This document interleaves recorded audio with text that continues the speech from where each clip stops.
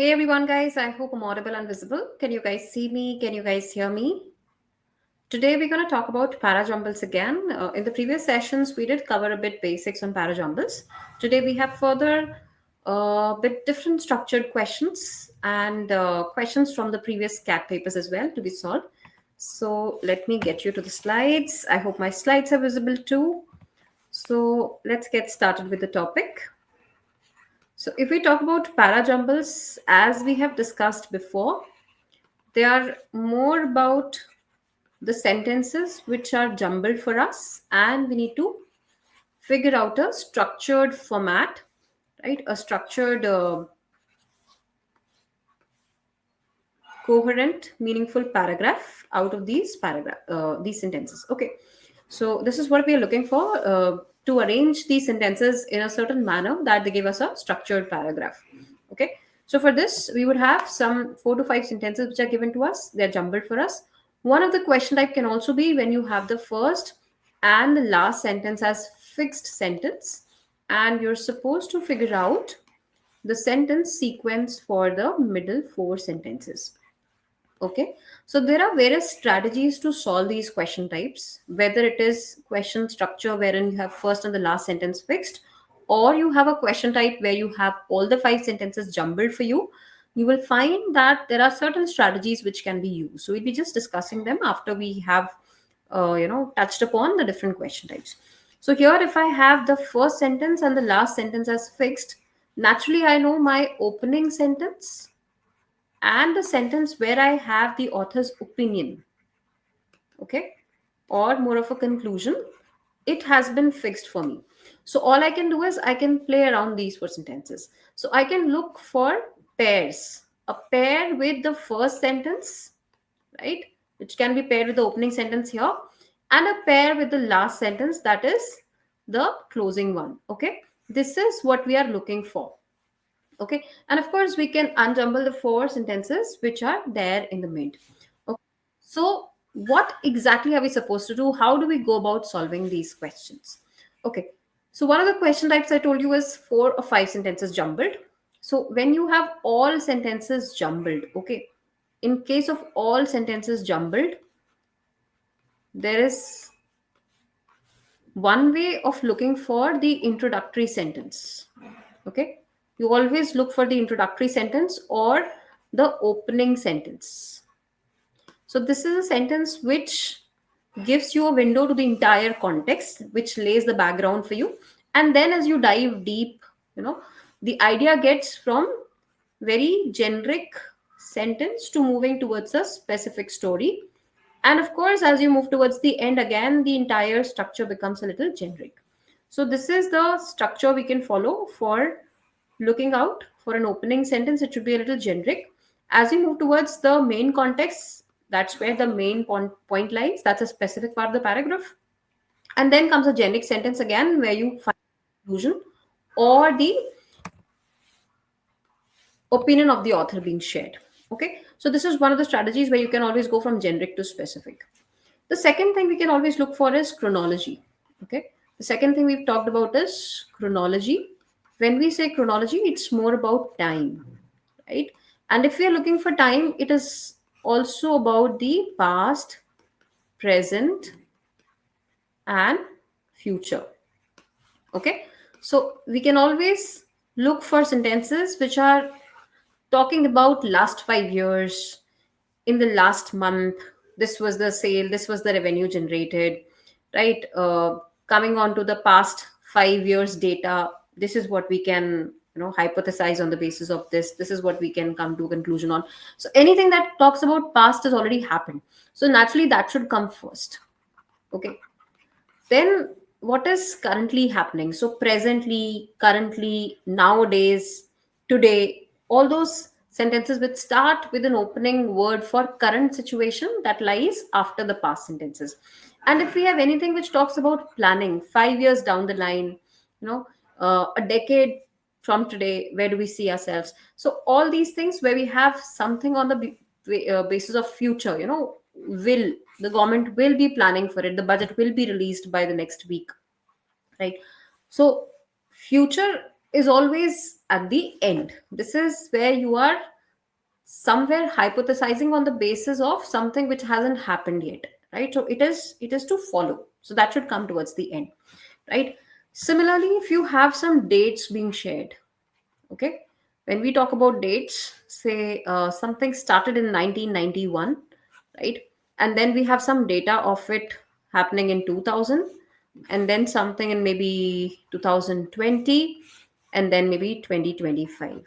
Okay, so naturally the idea of the sentences should follow. The first sentence that takes 1991 should be the first one.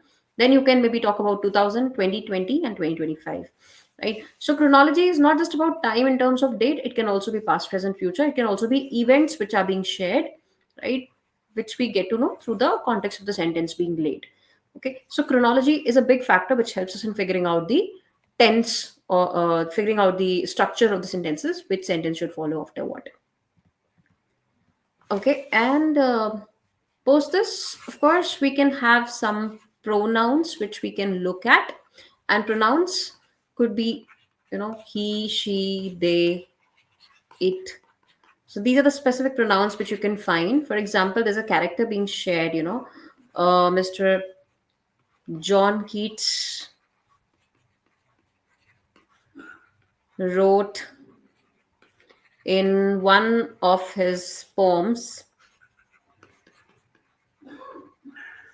some XYZ thing. Okay, and then he ventured into literature in the year something something. Okay, so this he is going to be used for this character, Mr. John Keats, which has been shared here. But naturally, we need to know this, that this character should have been introduced in the sentence first. Only then can I use, a pronoun for that particular character. So that is extremely crucial to understand that pronouns, they should have their antecedents in place first. Only then can we use the pronouns for them. Okay. Similarly, if we are using articles, it also helps in figuring out, um, if I'm using articles, and I should know there's definite articles, there's indefinite articles. So if I'm using the, right, so it is being used for anything specific stated. Whereas if I'm using a or an, so naturally this is for anything in general, right? So this is important to understand, that if there's an article being used, what does it refer to? Is it the specific thing, or a and an in general, right? Similarly, there could be some miscellaneous things. Okay, miscellaneous means if I'm talking about number of factors, on which occurrence of rain is dependent, for example, or some reasons for water clogging to happen in a particular area or a society, right? So it starts with firstly, then secondly, right, thirdly, and then moreover, more to it to add to this. So naturally, if it is firstly, secondly, thirdly, we know the numbering that helps us in understanding, which sentence should fall first. So these are the basic rules which we can follow when we are trying to figure out the sentence. Also, guys, when we talk about parajumbles for theta, like specifically for cat, right? So cat has been giving shooting questions, parajumble questions under theta. Theta is type in the answer type, wherein you are not given any options. That is, the question type is going to be totally subjective. Okay, it is totally subjective. We do not have any options. So there will be sentences given to us, right? And there will be a box given to us where we'll have to enter. We'll have to type our answer. That's why it is theta type question. The only benefit of this question type is that you're not penalized in terms of your marks, right? So even if you mismark it, there is no negative marking for it.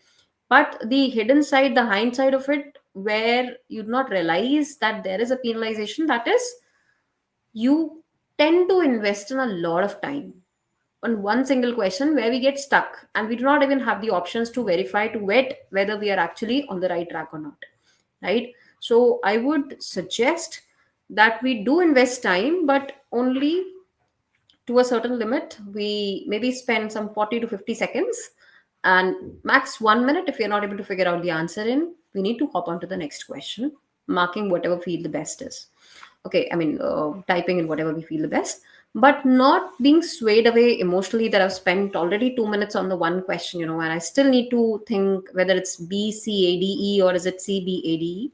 That one single sequence itself is very, confounding at times. So don't get misled with that emotion when you are under time pressure. So always limit yourself, time yourself that I'm only going to spend 1 minute, not more than 1 minute on one particular question if I know that, even if it seems tricky to me. So this is very, very important to take note of, that people tend to invest in more time than they think they should, ideally. And since it does not penalize you in terms of your marks, of course, you should try to answer it correctly. But when we know that we have just spent too much time in it, we should be wary of the time limitation, the time management while we're solving the question, right? So, cats almost, you know, 25% of the paper, or I would say 8 questions out of 24 questions, are going to be under data. So we have to make sure that we practice this structure of questions really well, this section of the question very well, the data type questions. We will be having parajumbles, we will be having odd man out, right? Which is nothing but odd one out, odd man out. This is also an extension of parajumble itself, where you need to find the family, of the sentences. Maybe say B, C, D, and E lies together, and A is the odd man out, right? So we get an understanding of it better once we've solved some questions on it. Okay, so this is one side of it. Then there can also be a question type wherein you are supposed to figure out the last sentence, right? Last sentence is missing, or para completion, right? So para completion is about figuring out the last sentence which can complete, that one sentence in the last paragraph. I mean, the paragraph which is given to you.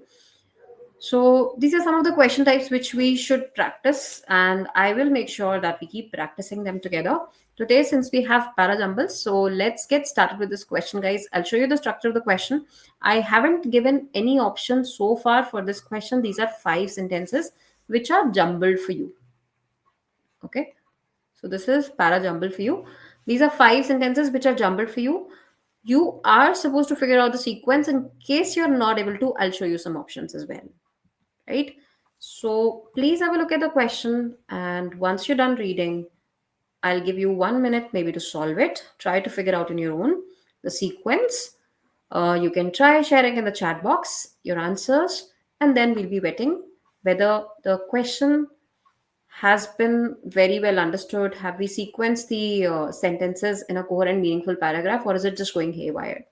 Okay, so try to figure out what is the protagonist of the sentences. What is that main thing which should come up as an answer choice here, or the opening sentence at least. We should be able to figure that out.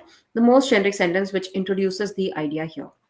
Okay, so I'm giving you quick 30-40 seconds, and then we discuss the question. Please have a look at the question.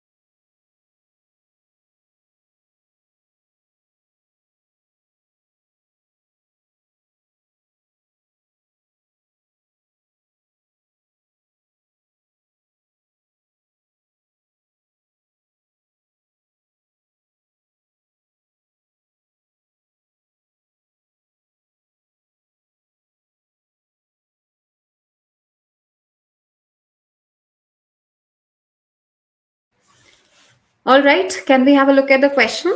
I hope it was not a very tough one. Can you help me with the opening sentence here? What should be the opening sentence, guys?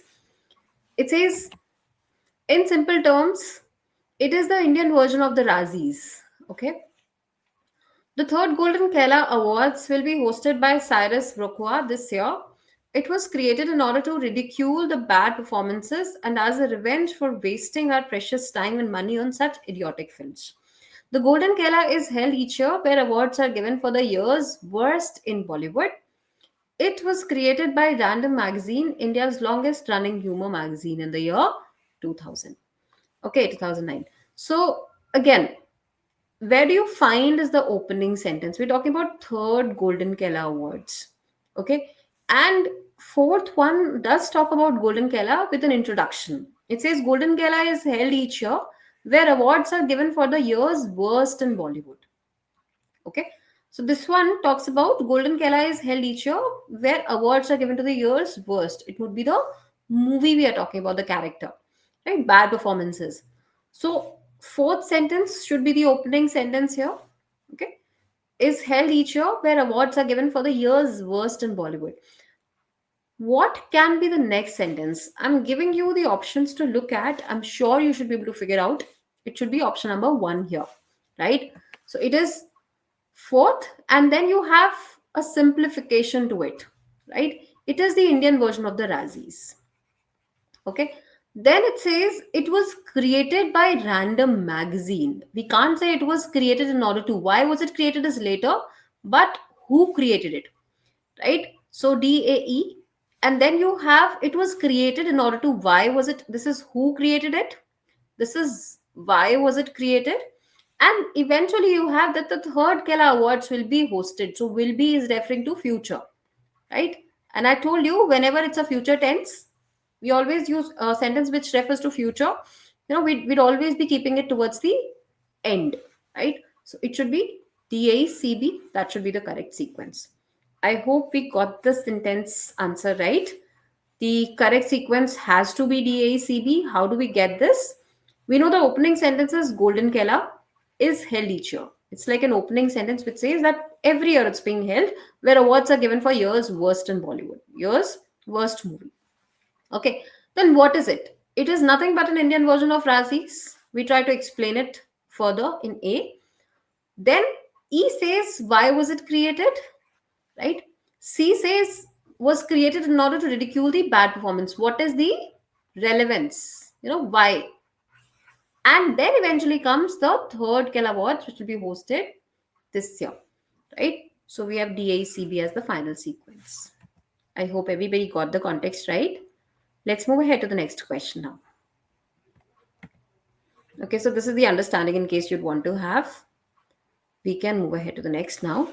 Please have a look at this question. This might seem a little tricky, which it is indeed. Once you're done with this, then we'll be discussing it. Giving you 40 seconds again, guys.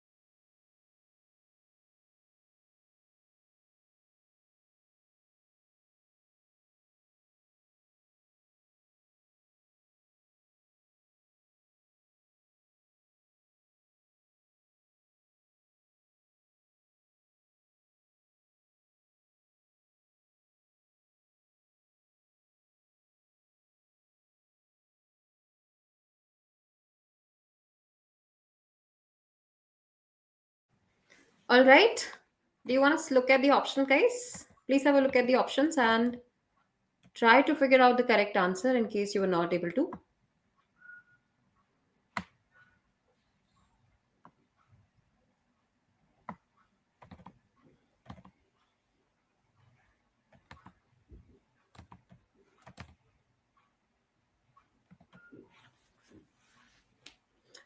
Okay.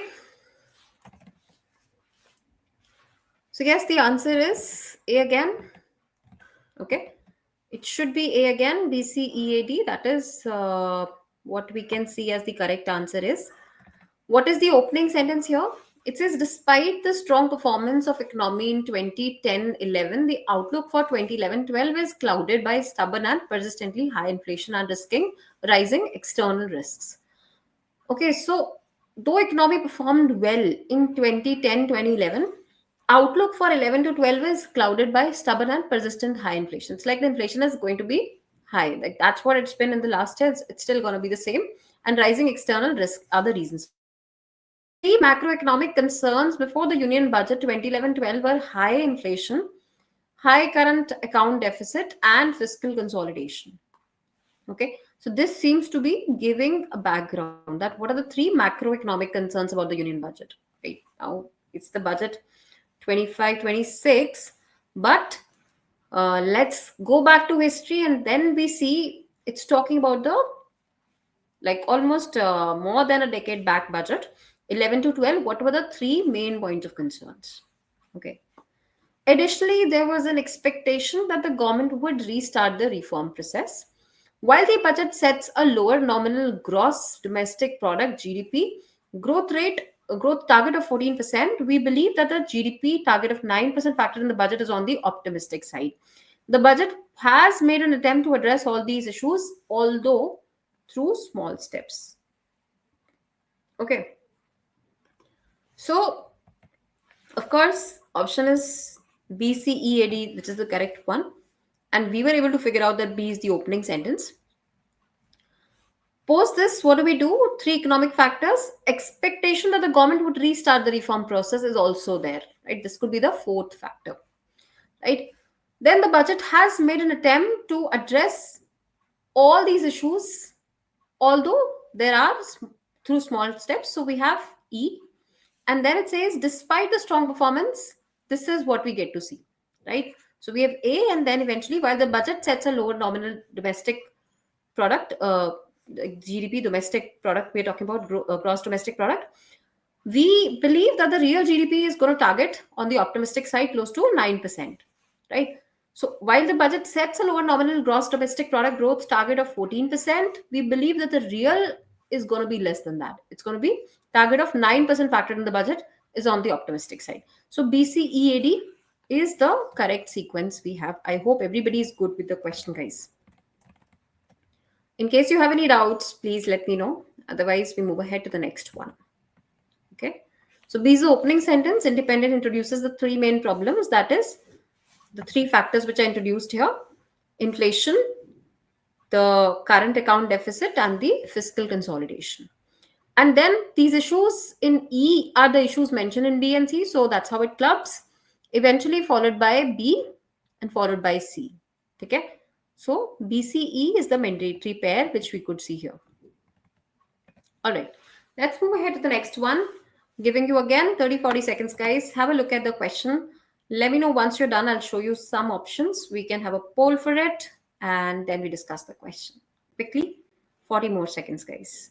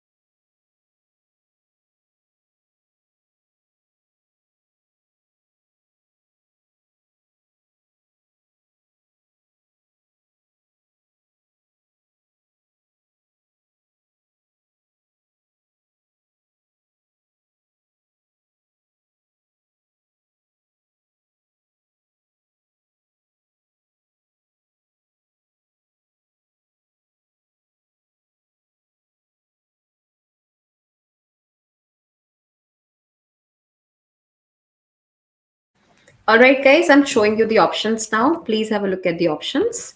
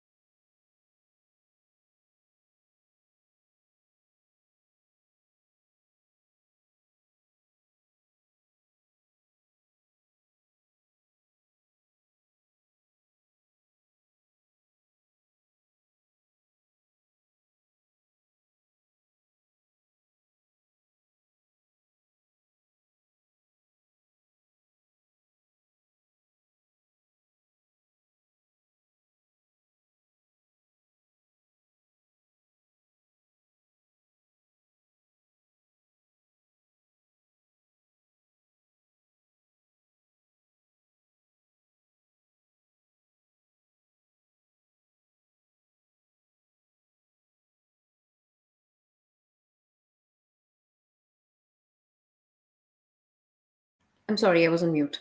Yes, guys, the answer is the option number four, that is TBAEC. I hope everybody picked up the correct answer choice, right? It's going to start with the pudding seems to have two principal forerunners. So it's an introduction. Okay. Now I need to go ahead to first one. I told you the miscellaneous option we covered, it's the same, right? So the first were the earliest mince pies, which saw cooked shredded meat, dried fruits, alcohol with its preservative qualities, and perhaps a few spices or herbs, all encased in large pies. Right. So we start with D, then we go ahead to B. Now, can I go for the second one now? Second main pudding, right? That is what we have. But it also has, these were mainly bulk works against winter. So what is given in B is further explained in A. Okay. So we're talking about first were earliest mince pies, which saw cooked shredded meat, dried alcohol with preservatives qualities, perhaps a few spices or herbs, all encased in large pies. These were mainly bulk works against water, the hoarded dregs of more plentiful seasons. Okay. Then you have E, which says the second main pudding was a pottage, right? And last of all, subsequently, people baked this into a kind of pie, adding breadcrumbs for bulk, eggs to bind it, and upping the dried fruits and called it plum pudding. Okay. So DBAEC is the final sequence we get. I hope this one is clear again. Right, so I'll explain it again to you. What we do here is we just look, these were mainly bulk walks against winter. So what is these referring to? The first were the earliest, so it's explaining something. Subsequently people baked what? The pudding seems to have had two principal forerunners. Okay, so it starts with pudding. So answer is the fourth one, which is the opening sentence, seem to have two principal forerunners. What are the two principles? The first one is this mince pies. So DB naturally is a pair. Okay, puddings we have is, these were the first ones, and these were mainly bulk works against winter. So we have DBA. Then you have second pudding was a pottage or soup. You explain the second and further say subsequently people bake this into a kind of pie. Okay, so DBA EC is the final sequence we get. So I hope everybody answered the fourth sentence as the correct one. All right, let's quickly have a look at this particular question.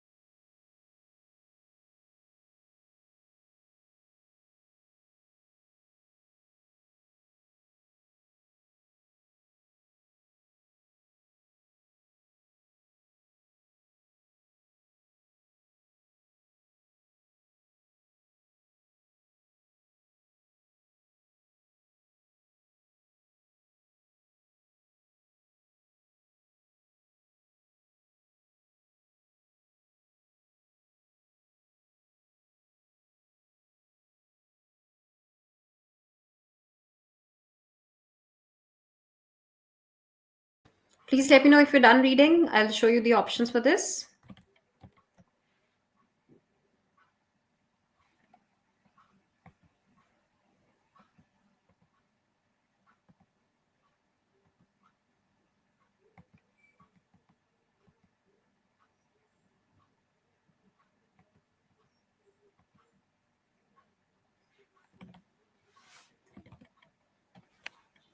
Okay,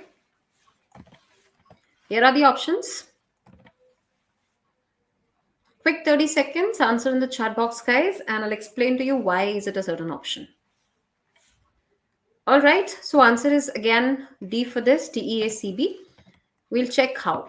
Okay. It says in a bid to placate the associate members, the ICC has decided to increase the number of participating teams to 16, that is 2020 World Cup. As the game's governing body feels these countries will have a greater chance of competing on an equal footing in cricket's shortest format.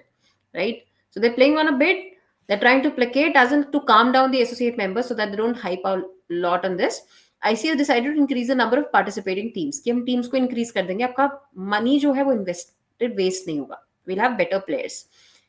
It is convenient just now to forget that this edition of tournament considerable criticism has heaped on the governing body. It's like it's accumulating on the governing body for the inordinate length of the tournament, thanks in large part to the presence of the associates. To be fair to the ICC, criticism of the move to restrict the number of teams in the next edition of the Cup is a case of damned if you do, damned if you don't. The ICC's decision to restrict the number of teams in 2015 World Cup has evoked mixed responses with opinion dividend among players of full member teams. Not surprisingly, the associate members aren't too thrilled about the idea of being kept out to cricket's showpiece event. Okay, so again we start with the ICC's decision. What are we talking about in the entire context? It's the ICC's decision which we are not really convinced with, right? To restrict the number of teams in 2015 has evoked mixed responses. Now, what are the responses, right? So we need to discuss that. So we start with D, and then mixed responses with above with opinion divided among players, right?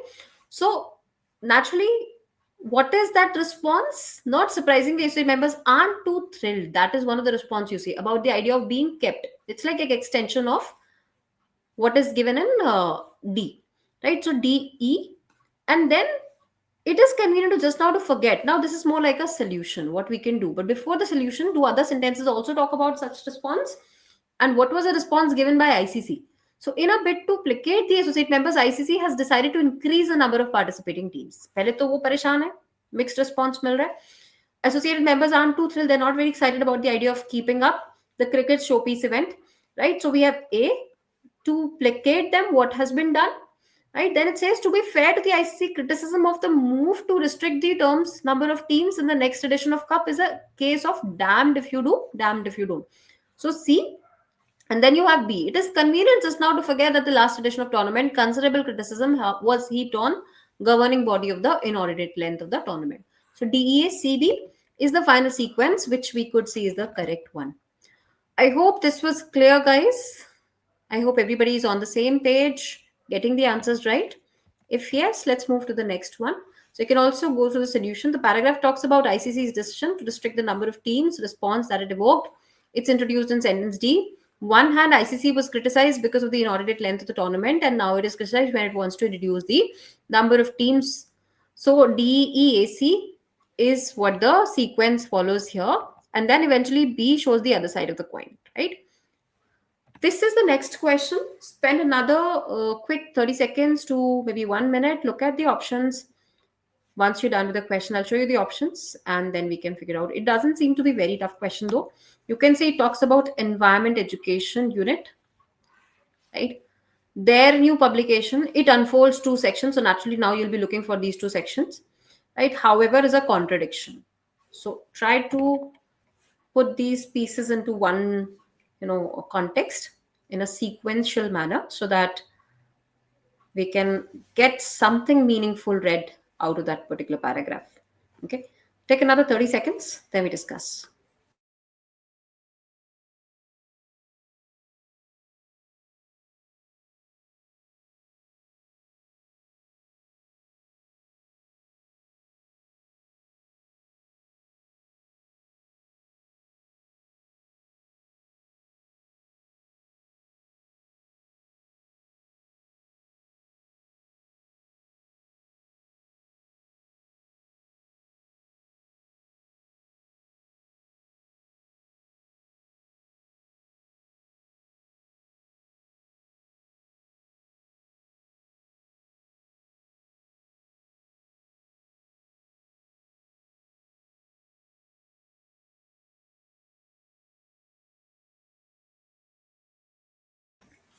Okay, let me show you the options. I hope this was clear.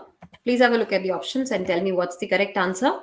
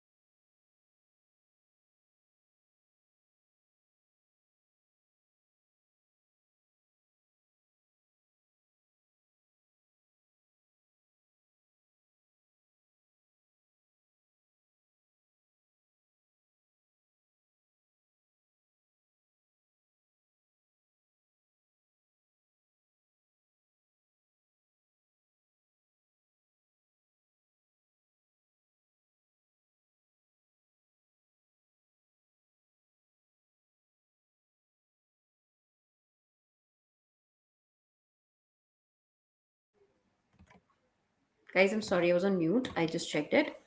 Yeah. Okay, I'll explain it to you again.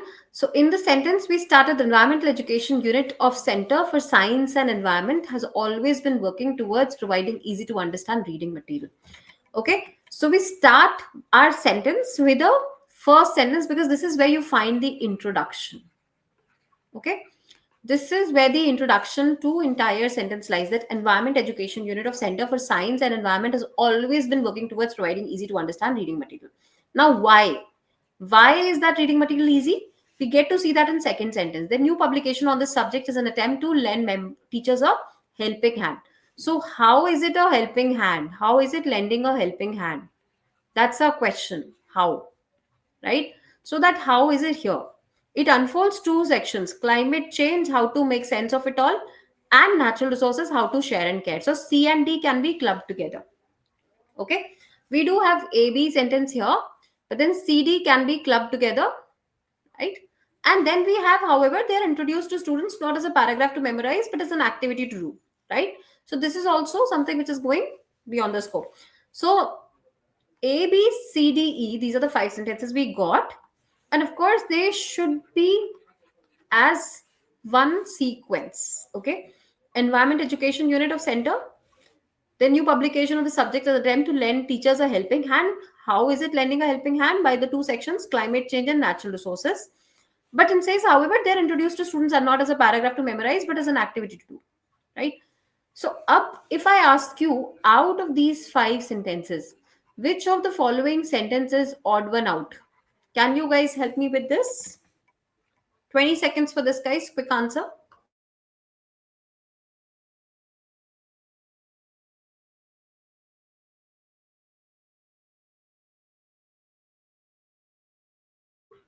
Yeah, so we have two sorts of families here. If we look at, we have A, B, C, D, E.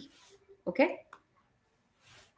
We have this section A, B, C, D, E, and could be this B, C, D, E.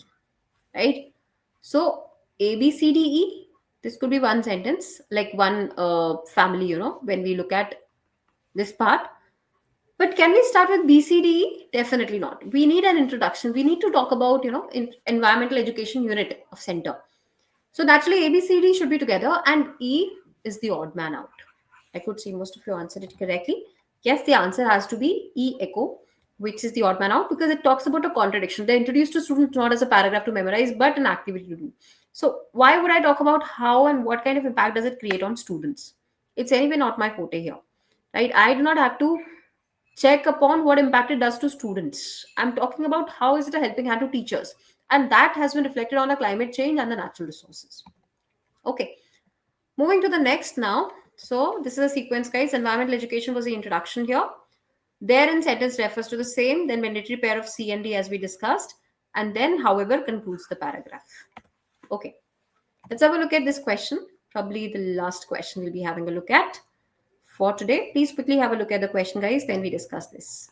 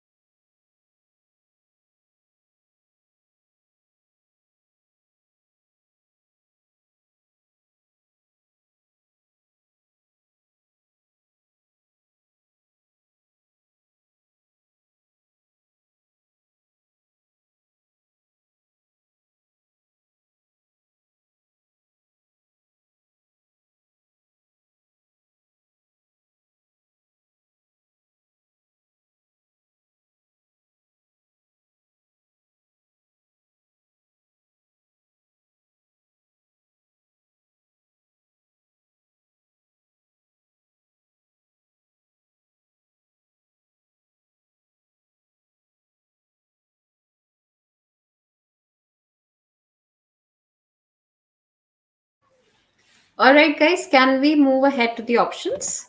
I'll show you the options very quickly. Tell me which one were you able to pick, and then we discuss it.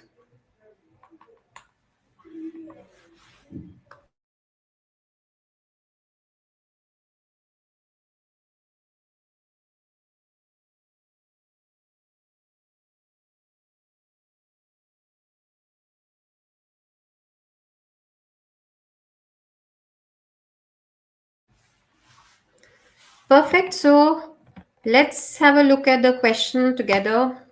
I hope everybody answered it correctly. So answer has to be A for this. It's ACEBD, right? Because it starts with Japanese rock garden. Okay. How do we get the sequence as ACEBD? Famous Japanese rock garden is at Ryoanji in northwest Kyoto, Japan. The rocks of various sizes are arranged on small white pebbles in 5 groups, each comprising 5, 2, 3, 2, and 3 rocks. Garden is 30 meters long from east to west and 10 meters from north to south. The garden contains 15 rocks arranged on the surface of white pebbles in such a manner that visitors can see only 14 of them at once from whichever angle the garden is viewed. And there are no trees, just 15 irregularly shaped rocks of varying sizes, some arranged by gravel sand that is raked every day. So again, looking for the opening sentence, we need to name the garden which we're talking about, right? We're talking about the garden everywhere, but which garden, what sentence, gives us a reference to it? It's the first sentence. So A comes as the opening sentence. Okay. Famous garden is at Japan. Now I can't straight away start with the rocks. What I can definitely start is talking about the garden first. So garden is 30 meters long, northeast, east to west, and then north to south, right? So this is what the description lies. So we have AC. Then comes, there are no trees, just 15 irregular shaped rocks. So I'm introducing rocks here. It's an introduction to rocks. And then maybe an extension of what are there in rocks. Rocks of various sizes are arranged on small white pebbles. And then you have D, which says contain 15 rocks arranged on the surface of white pebbles. So ACEBD is the final sequence we have. Okay, so this is how we tackle the questions, guys. I hope this was not a very tough question to tackle with, and I hope the session was not very tough. In case you would have more questions around this, I would love to take them up in the next session as well. Also, I would recommend that you practice more parajumble questions on your own first. When we meet next, of course, we will be practicing more cat paper questions and other questions of cat level itself, some questions from mock as well. But in the meantime, since we know the concepts, we know how to understand, where the tonality of a sentence is going, how to relate the character which has been introduced in the first sentence with the next one. We can try when we read, try to figure out, okay, this is what I read so far, what could be the next following sentence. Try to anticipate when you practice your reading skills. And even when you write the summary of the passages, as I always asked you, right, make sure that you know the story what you're trying to create, right? So that anticipation would help you in arranging these sentences in a proper sequence. Okay. So parajumbles is not just about looking at the sentences and understanding, but the moment you read the first sentence, you should be able to figure out that if it's talking about a bank's policy, which bank is it talking about? It should be introduced in the first sentence itself. If not, maybe in the next sentence. When was the policy introduced? What is the policy about? Why was it introduced? So all of those questions should follow, and they should come to your mind the moment you are done reading about that bank, right? And that should happen very naturally, very logically. So this is what we are looking for from the questions as well. We do have more questions which we can probably solve in the next few sessions, guys. I hope this would be good if we practice it in the next few sessions, similar questions. Just to take you through solution given here, option A, as we said, Japanese rock garden is the correct one. C further defines the structure of the garden. So AC was a pair here, right? As I told you, that garden is 30 meters, so it's an extension of it. So we have 1 and 3, AC as a pair here. And then it says EB both define the structure of the rock, so that also comes together. And eventually we have D, which talks about 15 rocks arranged in a particular manner.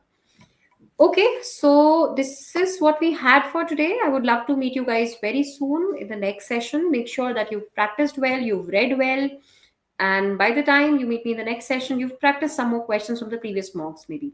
That should help you to at least, be able to crack a few questions which we'll be covering in the next few sessions on Parajumbles. Thank you so much, guys, and have a great day.